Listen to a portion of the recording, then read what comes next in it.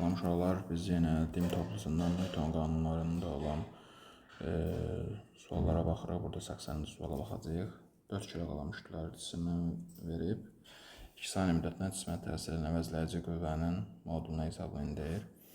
Biz bilirik F bərabər MA-dır. Biz bu düsturdan istifadə edəcəyik. Newtonun 2-ci qanunda F əvəzləyici.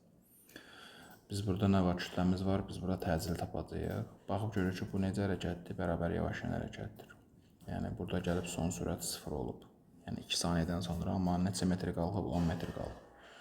Burada bizim bildiyimiz bir düstur var. S bərabərdir V0T üstə gəl AT kvadratı bölü 2. Baxıb görürük ki, başlanğıc sürətimiz 0-dır.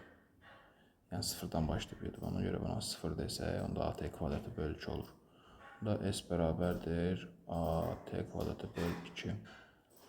Buradan A-nı tapsaq 2S bölü T kvadratı olur.